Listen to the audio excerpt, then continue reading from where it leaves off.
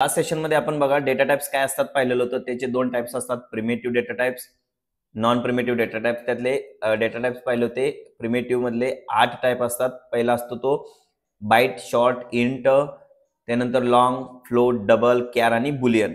Non primitive म्हणजे class, अरे वगैरे ह्या गोष्टी येतात. ते नॉन प्रिमिटिव्ह आपण नंतर बघणार आहोत. प्रिमिटिव्ह तुम्हाला समजलं असेल. आता बघा, त्यानंतर मी एक सांगितलं होतं ऑपरेटर्स. तुम्हाला मी सांगितलं होतं ऑपरेटर्स करून या, की ऍडिशन साठी आपण प्लस वापरतो, सबस्ट्रॅक्शन साठी मायनस वापरतो, मल्टिप्लिकेशन साठी स्टार वापरतो. ह्या गोष्टी तुम्हाला मी पाहायला सांगितलं होतं. ह्या गोष्टी आपण येणाऱ्या सेशन्स मध्ये पाहणारच आहोत. आता बघा, डेटा टाइप्स जे आहेत, डेटा टाइपच्याच पुढचा पार्ट आपण पाहतोय की कन्व्हर्जन्स, म्हणजेच आपण त्याला म्हणतो टाइप कास्टिंग. टाइप कास्टिंग म्हणजे काय बघा, converting one type of data into another type. म्हणजे काय, एक टाइपचा डेटा आपण दुसऱ्या टाइप मध्ये काय करणार आहे, कन्वर्ट करणार आहोत. तर बघा, फॉर एक्झाम्पल आता इंट मध्ये, इंट ए व्हेरिएबल मध्ये सध्याला तुम्ही पाहिलं तर 100 स्टोअर आहे. म्हणजे 100 हे पण एक इंटिजर नंबर आहे. तो कशा स्टोअर आहे, इंट मध्ये स्टोअर आहे. मी इथं बाईट मध्ये स्टोअर करू शकतो, कारण का बाईटची रेंज मी तुम्हाला आय थिंक काहीतरी -127 ते +127 च्या आसपास मी सांगितलेली असेल.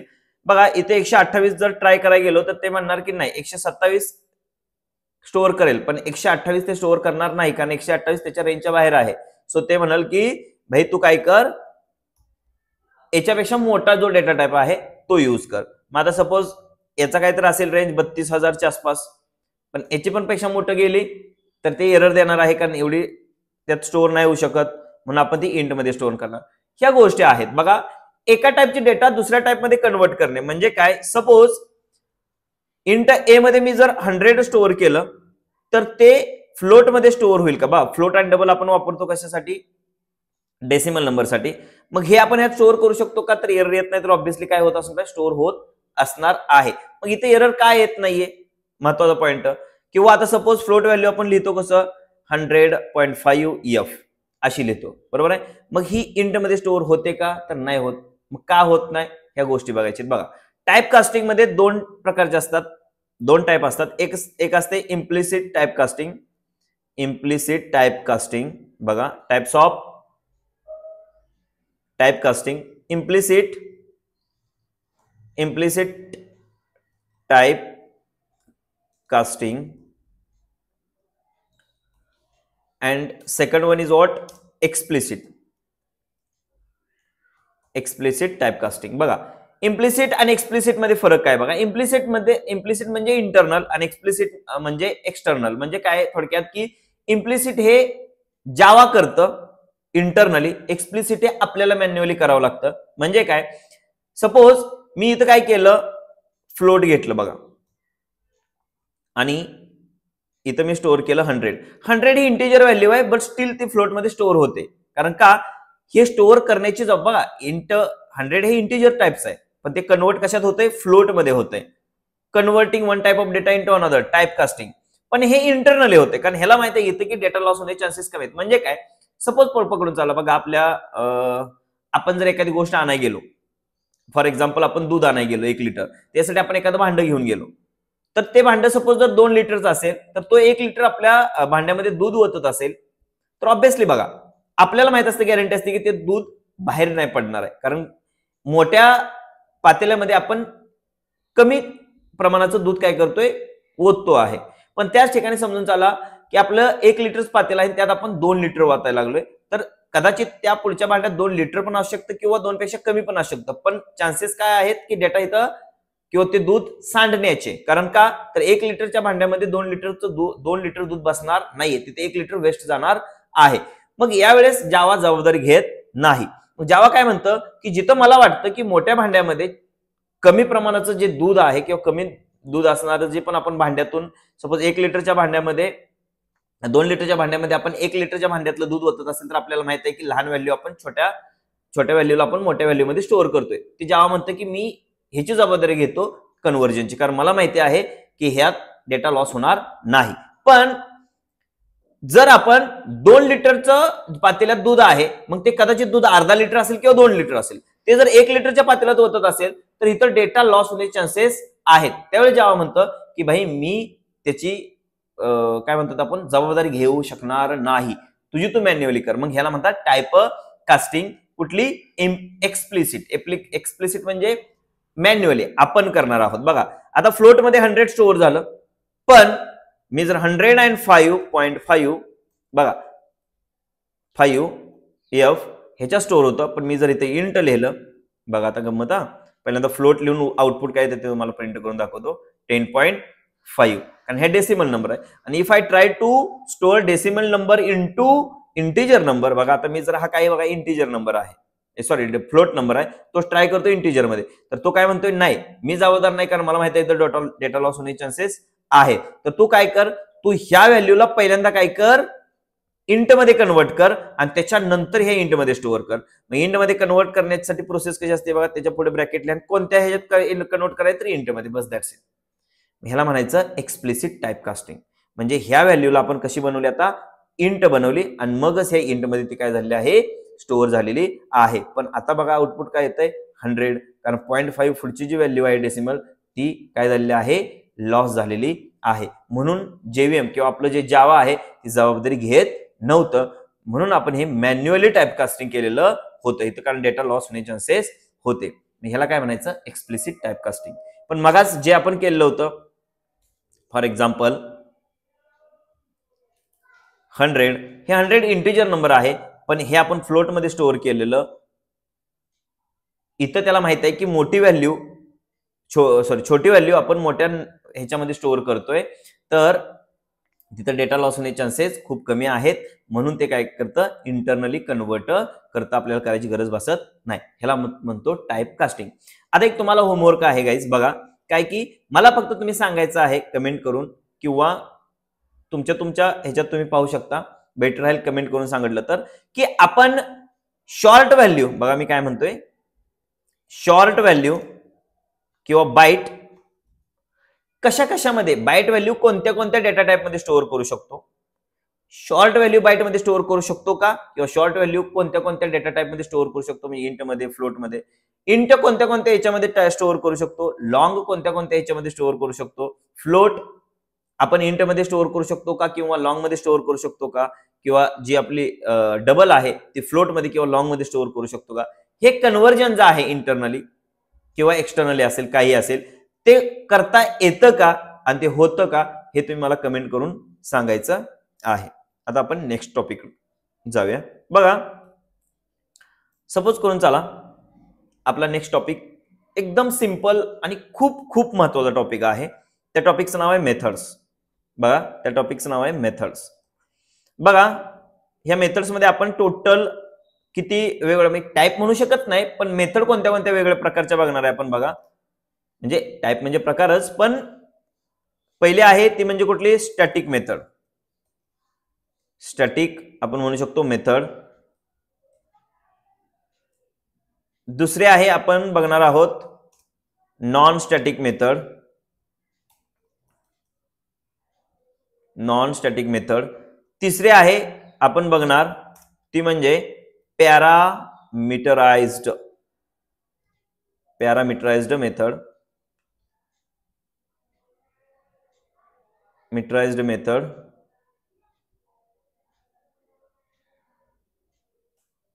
तिसरे आहे चौथे आहे non parameterized method. Non parameterized method. Spelling guys चुकली असेल तर पाहून घ्या, स्पेलिंग मिस्टेक असेल तर. त्यानंतर फिफ्थ वन आहे ती म्हणजे वॉइड मेथड. वॉइड. आणि सहावी आहे लास्ट ती म्हणजे non void method. Non void method.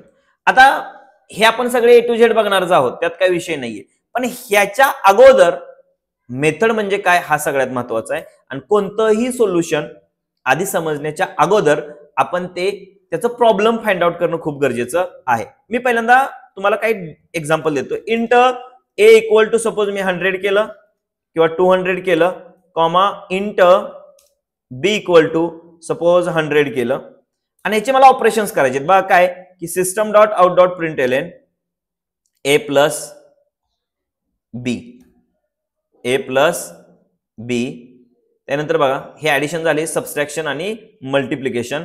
हे मी सबट्रॅक्शन करतो, हे मल्टिप्लिकेशन करतो. समजून चला मी कॅल्क्युलेटर यूज करतोय आणि डिव्हिजन करतोय. बघा आता इथे टोटल किती ऑपरेशन्स आहेत? 4. बघा इथे 4 लाईन मध्ये 4 ऑपरेशन्स होत नाहीत असं समजून चला की हे ऑपरेशन करायला मला 100 लाईन लागतायत, हे ऑपरेशन करायला मला 100 लाईन लागतायत. एक एक्झाम्पल पकडून चला. आता याच्यामध्ये बघा मी जर ह्याला रन केलं तर बघा कशी प्रोसेस होते आपल्या याची. सगळ्यात अगोदर ज्यावेळेस आपण रन करतो त्यावेळेस सगळ्यात अगोदर मेन मेथड कॉल होते. इथून एंट्री झाल्यानंतर ए आणि बी, ए मध्ये 200 स्टोअर झालं, बी मध्ये 100 स्टोअर झालं. इथं आल्यानंतर ही 1 बाय 1 सगळी प्रोसेस कंप्लीट झाली आणि त्यानंतर मेथड डन, हे मेन मेथडचं इथं कंप्लीट झालं तर हे परत जिथनं कॉल झालं तिथं रिटर्न गेलं. हे काय ते पुढे बघू. पण इथं बघा मी रन केल्यानंतर मला काय सगळे आउटपुट आलेले आहेत. पण इथं बघा एक मला थोडं एक गोष्ट अशी जाणवली काय की सपोज पकडून चला की आपण पालेभाज्या आणायला गेलो किंवा फळं घ्यायला गेलो तर तुम्हाला बघा त्यांनी काय करतात, फॉर एक्झाम्पल असं होतं का बघा की एक टोपली आहे, त्या टोपलीत ऍपल पण ठेवलेत, केळी पण ठेवलेले आहे, सपोज पेरू असतील, चिक्कू असतील, हे सगळे ना एकत्रच ठेवलेत. मग तुम्हाला आता चिक्कू पाहिजे असतील तर तुम्ही काय करताय, ऍपलला साईडला ठेवताय आणि ते घेताय, किंवा केळी पाहिजे असेल तर बाकी ऍपल वगैरे त्या साईडला. असं कधी होत नाही बघा. कारण का आपल्याला त्यासाठी त्यांनी काय केलं असतं, वेगवेगळ्या टोपल्या ठेवलेल्या असतात.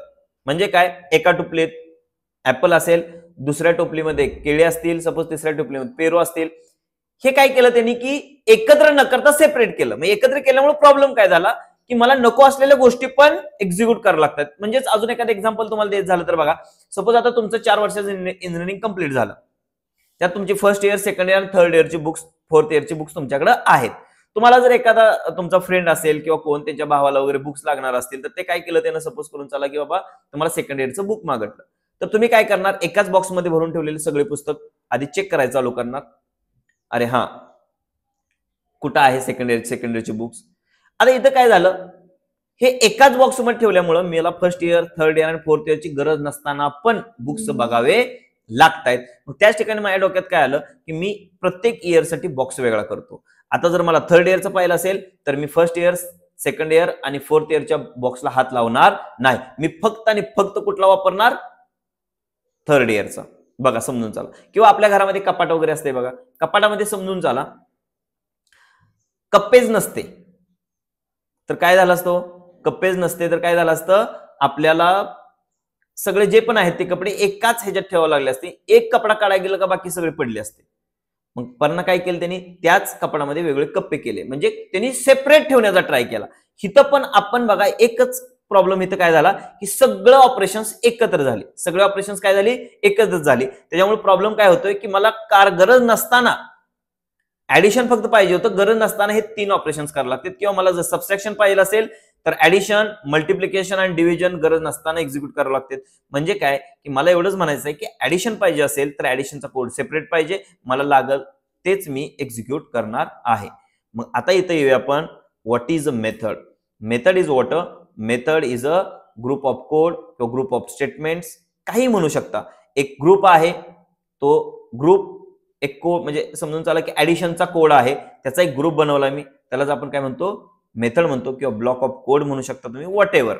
फक्त मेथडचा यूज काय समजून घ्या, बेसिक आणि एकदम सोप्या भाषेत, की आपल्याला जर आपलं कुठलीही गोष्ट घरामधली असू दे कुठली सेपरेट ठेवायची असतील, सेपरेट ठेवण्याने काय होतं, आपल्याला नको त्या गोष्टीला हात लावायची गरज पडणार नाही.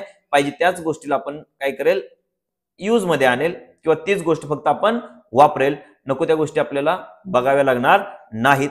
तेच मी आता इथं करणार आहे. बघा एक मेथड कशी बनवायची, मेथड म्हणजे ब्लॉक ऑफ कोड आहे, वेगळं काही नाही. ऍडिशन करायचे, त्याचा सपोज 10 लाईनचा कोड आहे तर तो वेगळ्या ग्रुपमध्ये ठेवणार. आपल्या घरामध्ये पण बघा वेगवेगळ्या रूम्स असतात, कशासाठी असतात, कारण वेगवेगळ्या गोष्टी असतात. बेडरूम मध्ये झोपणी सोय असते, आपला हॉल असेल तर ते टीव्ही किंवा कॉमन असतं, जे बाहेरचे लोक येतील तिथं बसतील. किचन असतं, ते स्वयंपाक चालतो. ह्या गोष्टी लक्षात घ्या. किंवा एखाद दुसरं बेडरूम असेल तर त्यात स्टडी चालत असेल.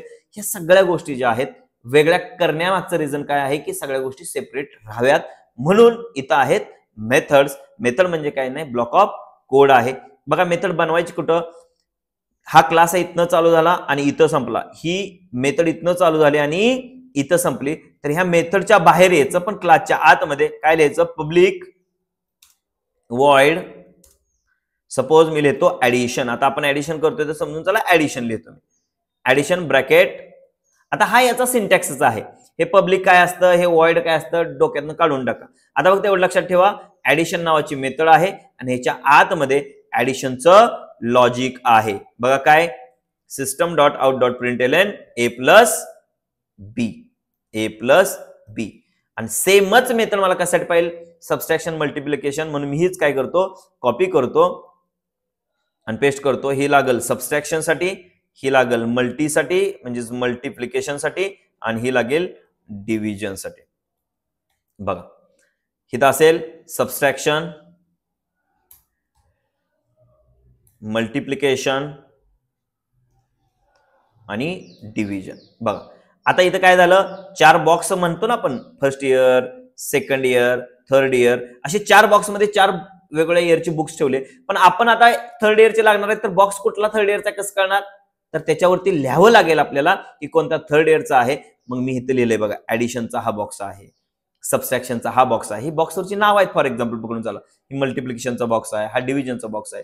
मग आता मी काय करणार, सेव्ह आणि ह्याला रन करणार. मग मला सांगा आउटपुट काय आलं, काहीच नाही आलं. का, कारण त्या बॉक्समध्ये जी बुक्स आहेत ते बुक्स बाहेर कधी येणार, ज्या वेळेस मी त्या बॉक्सला ओपन करेल, एक्झिक्यूट करेल, त्याच वेळेस त्या बॉक्सला कॉल होणार आहे किंवा तो बॉक्स ओपन होणार आहे आणि त्यातले बुक्स काय आहेत, ओपन होणार आहे, म्हणजे आपण यूज करणार आहे. जर मी तो बॉक्स 10 वर्ष नाही ओपन केला तर तो तसाच पडून राहील. लक्षात ठेवा, जोपर्यंत आपण त्या बॉक्सला यूज करत नाही तोपर्यंत तो तसाच राहणार आहे. मग आता मला हा ऍडिशन समजून चला पाहिजे असेल तर मला सगळ्यात महत्वाचं लक्षात ठेवा, हा जो बॉक्स मला पाहिजे असेल तर मला ह्या बॉक्सला काय करावं लागतं, कॉल करावं लागतं, म्हणजे एक्झिक्यूट करावं लागतं. हे लक्षात घ्या. मग आता एक्झिक्यूट करण्यासाठी आता 2 मिनिटांसाठी इथे मी काय करतोय बघा, इथं ओके ठीक आहे पब्लिक. आता ह्याला जर कॉल करायचं असेल तर मी कॉल कसं करतोय बघा, M1 मेथड. हे M1 मेथड मधूनच का कॉल करणार, कारण M1 is what a entry point. M1 is what a entry point. आता मला हे मेथड कॉल करायचं, ही मेथड कुठल्या क्लासची आहे, डेमो नावाच्या क्लासची आहे. तर मग मला काय करायचं आहे, डेमो. बघा काय म्हणतोय मी, डेमो नावाच्या क्लासचे. तर डेमोची वापरायची एखादी गोष्ट असेल तर डेमोचाच ऑब्जेक्ट क्रिएट करावा लागतो. बघा डेमो डी ऑब्जेक्ट कसा क्रिएट करतो आपण, demo D equal to new demo. बघा demo D equal to new demo. आता ज्यावेळेस आपण ह्या डेमोचा ऑब्जेक्ट क्रिएट कराल त्यावेळेस त्या डेमो क्लासमध्ये असणाऱ्या सगळ्या गोष्टी मी काय करू शकतो, इझिली ऍक्सेस करू शकतो. म्हणजे थोडक्यात ऑब्जेक्ट क्रिएट करतोय म्हणजे काय करतोय, स्पेस अलोकेट करतोय. काय तुम्हाला माहित असेल बघा, डी डॉट केलं तर मला काय भेटणार आहे, ऍडिशन भेटणार आहे. आणि आता मी जर ह्याला रन केलं तर काय होणार आहे, मला 300 येणार आहे. म्हणजे काय झालं थोडक्यात, ऑब्जेक्ट क्रिएट केल्यानंतर I will get what permission to execute all the members of this class. मग ह्या क्लासच्या सगळ्या मेंबरला एक्झिक्यूट करण्यासाठी मला काय भेटली, एक परमिशन भेटली. ह्या डी डॉट वर ऍडिशन कॉल करेल, डी डॉट वर सबस्ट्रॅक्शन कॉल करेल, डी डॉट वर मल्टिप्लिकेशन आणि डिव्हिजन सगळंच काय करेल मी कॉल करेल. मग इथून D dot subtraction, D dot multiplication आणि डी डॉट डिव्हिजन. बघ काय होतं सांगतो, फ्लो लक्षात घ्या. इथं काय झालं, 300 सगळं प्रिंट ऍज इट इज झालं. काय होतं, सगळ्यात महत्वाचं मेन क्लासमध्ये एंट्री होते, मेथडमध्ये एंट्री होते. इथं आलं का 7 नंबरच्या लाईनला ऑब्जेक्ट क्रिएट झाला. ऑब्जेक्ट क्रिएट झाला म्हणजे ह्यातले जेवढे पण मेंबर्स आहेत ते मी आता इझिली ऍक्सेस करू शकतो. तुम्हाला माहिती आहे कुठले मेंबर्स आपण ऑब्जेक्ट क्रिएट केल्यानंतर वापरू शकतो, नॉन स्टॅटिक. ओके, स्टॅटिकला आपल्याला ऑब्जेक्टची गरज नाही, कारण स्टॅटिक गोष्टी आपण काय करतो, क्लासच्या नावाने एक्झिक्यूट करतो. मग आता इथं काय झालं, डेमो ऑब्जेक्ट क्रिएट केल्यानंतर मी ह्यातल्या गोष्टी आता काय करणार आहे, इझिली वापरू शकणार आहे. म्हणून डी डॉट ऍडिशन केलं तर इथून डायरेक्ट ते काय करतं माहिती आहे गाइस, बघा लाईन टू लाईन रन होतं. पण कसं होतंय लक्षात घ्या, डी डॉट ऍडिशन केलं का डायरेक्ट ते कुठे जातं, तिथं जम्प करतं. इथं आल्यानंतर याच्या आतमध्ये येतं, आतमध्ये आल्यानंतर ए मध्ये 200 स्टोअर झालं, बी मध्ये 100 स्टोअर झालं. मी परत ए प्लस बी केलं, ए प्लस बी केल्यानंतर 19 लाईन नंबर आलं का, इथं माझ्या मेथडचं एक्झिक्युशन कंप्लीट झालं. कंप्लीट झालं का ते कंट्रोलर परत तिथंच जातं जिथनं कॉल केलं. म्हणजे काय, तुम्ही जर आता कॉलेजला येत असाल, घरून येत असाल, तर तुम्ही सकाळी जर घरून निघला, कॉलेज नावाची मेथड एक्झिक्यूट केली, कॉलेजमध्ये आला, सगळं काय तुमचं एक्झिक्युशन कंप्लीट झालं का, ऍट द एंड कॉलेज सुटल्यानंतर तुम्ही कुठे जाणार आहे, घरीच जाणार आहात. म्हणजे जिथून मेथड कॉल झाली, इथून सपोज आपली कॉलेज नावाची मेथड कॉल झाली, तर इथं आलो, सगळं कॉलेजमधले लेक्चर्स वगैरे काय असेल ते लॉजिक केलं आपण, आणि एकदा एक कॉलेज सुटलं का परत कुठे जाणार आहे, आपल्या घरीच जाणार आहोत. मग आता इथं आलं का हे प्रिंट झालं, इथं आल्यानंतर नेक्स्ट लाईनला जाणार. आता ह्याचं एक्झिक्युशन कंप्लीट झालं, नेक्स्ट लाईन 9 नंबर लाईनवर परत जंप मारणार कुठं, जिथं आहे तिथं. परत इथं सेम प्रोसेस होणार, परत इथून 25 नंबर लाईनवरून ते परत रिटर्न कोड जाणार कंप्लीट झाल्यानंतर लाईन नंबर 9 ला. असंच 10, 11 होणार, डिव्हिजन 11 वरून इथं गेलं, इथून प्रिंट झालं, 37 वरून परत रिटर्न कुठं आलं, 11 वरती आलं, आणि सगळ्या गोष्टी प्रिंट झाल्या. आणि 13 नंबरला ह्या मेथडचं एक्झिक्युशन कंप्लीट झाल्यानंतर ही मेथड परत कुठे जाणार, ज्यानं त्याला कॉल केलती म्हणजे जावावाल्यांकडे तिकडे जाणार आहे. होपफुली हे काय आहे ते समजलेलं असेल. कारण का हे लक्षात घ्या की डी डॉट ऍडिशन केल्यानंतर कंट्रोलर सगळ्यात महत्वाचा आहे. आणि एक गोष्ट सगळ्यात महत्वाची लक्षात ठेवायची, जिथून आपण मेथड कॉल केलेले आहे त्या मेथडला, म्हणजे सपोज एखाद्या मेथडला ऍडिशनला कॉल केलं, ही ऍडिशन कॉल झाली, तर ह्याचं एक्झिक्युशन डन झाल्यानंतर ती परत त्याच ठिकाणी येते जिथून आपण एक्झिक्युशन कंप्लीट केलेलं, स्टार्ट केलेलं होतं तिथं. म्हणजे फॉर एक्झाम्पल काय की आपण सपोज आपण एखाद्या आपल्या तालुक्या ठिकाणी गेलो, तालुक्यातली कामं सगळी झाली का परत आपण रिटर्न आपल्या घरीच येतो. म्हणजे घरून आपल्या तालुक्याला कॉल केलेलं होतं, तालुका नावाची मेथड कॉल केली, तालुक्याला गेलो, सगळं लॉजिक किंवा ज्या गोष्टी आहेत त्या एक्झिक्यूट केल्या, रिटर्न परत आपण जिथनं कुठनं कॉल केलं तर तालुका, घरून तर आपण रिटर्न घरच जाणार आहोत. हे लूप पहिलं कंप्लीट झालंच पाहिजे, आणि त्यानंतरच ते नेक्स्ट लाईनला जातं. आणि मेथड म्हणजे काय असतं guys, method is what a block of code, group of statements किंवा ग्रुप ऑफ कोड. का ह्याची गरज आहे, कारण आपण काय करतो, कोड सेपरेट ठेवतो, त्यामुळे आपल्याला मल्टिपल कोड, नको असणारा कोड पण एक्झिक्यूट करायची गरज भासणार नाही. आणि एका बंचमध्ये बनवलेला कोड आपण तो परत परत यूज करू शकतो, म्हणजे त्याचा रियूज पण करू शकतो. आणि ऍडिशन मध्ये ठेवलेला कोड फक्त ऍडिशनचा आहे, म्हणून आपली बघा ह्या मेथडवरून कळतंय की आपल्याला हे जे आहे ते ऍडिशन साठी आपण वापरतो. ह्याच्यामुळे काय होतं, एक रिडॅबिलिटी म्हणजे काय की वाचताक्षणी कळतं की ह्याच्यामध्ये कुठला कोड असणार आहे, ऍडिशनचा, म्हणून ह्याला म्हणायचं म्हणजे हे काय आहे, एक रिडॅबिलिटी इन्क्रीज पण आपली कळतं. बघा आज मी तुम्हाला बेसिक आयडिया दिलेला आहे मेथड काय असतात. नेक्स्ट सेशन मध्ये तुम्हाला मी सांगेल की मेथडचे वेगवेगळे टाईप काय असतात, ते कंट्रोल कसं असतं, काय वर्क होतं, अजून पण वेगळ्या पद्धतीनं तुम्हाला नेक्स्ट गोष्टी समजून जातील. आज तुम्हाला तेवढं मी सांगितलेल्या गोष्टीच करायच्यात. मी तुम्हाला टाईप कास्टिंगचा एक टास्क दिलेला आहे, तो टास्क काहीच कम्प्लीट करायचा आहे. मेथड काय असते समजून घ्यायचं आहे, मेथडचं कंट्रोल कुठून कुठे जातं ह्याची प्रॅक्टिस करायची आहे. आणि मी एक तुम्हाला टास्क देतो गाईज, लक्षात घ्या, 2 नंबर तुम्ही घ्यायचे आहेत, 2 नंबर तुम्ही घ्यायचे आहेत. ऍडिशन तिसऱ्या व्हेरिएबल मध्ये स्टोअर करा. माझा टास्क काय आहे, तिसऱ्या व्हेरिएबल मध्ये स्टोअर करायचा, तो व्हेरिएबल परत इथं प्रिंट करायचा आहे. आणि हे ऍडिशन बघा, हे पण अजून एक टास्क की बाबा मला पहिल्यांदा काय करायचं आहे, इथं लिहिताना तुम्ही कसंही लिहा, पण पहिल्यांदा मला प्रिंट डिव्हिजन झाली पाहिजे, दुसऱ्या वेळेस प्रिंट झालं पाहिजे सपोज मल्टिप्लिकेशन, त्यानंतर सबस्ट्रॅक्शन, त्यानंतर ऍडिशन, असं उलट सुलट थोडं प्रिंट करा. मेथड मात्र हे जो सिक्वेन्स असा चेंज करायचाच नाही, जो मी दिलाय तोच पाहिजे मला. आणि इथं तुम्हाला काय करायचं ते करा, पण प्रिंट होताना काय झालं पाहिजे समजून चला, उलट पकडून चला, किंवा डिव्हिजन पहिल्यांदा, परत ना सबस्ट्रॅक्शन असू द्या, मल्टिप्लिकेशन असू द्या, किंवा ऍडिशन असू द्या. म्हणजे ज्या प्रकारे मी लिहिलंय त्या प्रकारे मला प्रिंट व्हायला नको आहे. हा एक तुम्हाला टास्क असेल.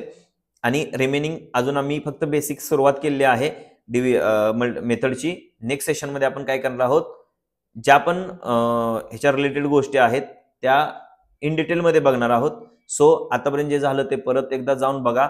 हे तिसरा किंवा चौथा एपिसोड असेल कदाचित हा आपला. तर आधीचे सगळे एपिसोड बघा, जे झालंय ते बघा, आणि त्याच्यानंतर आपण ह्या एपिसोड नंतर जे पण नेक्स्ट येईल आपला पार्ट, त्या पार्टमध्ये आपण अजून इन डिटेलमध्ये प्रत्येक टाईप काय आहे, मी तुम्हाला 6 टाईप सांगलेत, ते आपण कंप्लीट करणार आहोत. तर प्रॅक्टिस करा गाईज. धन्यवाद.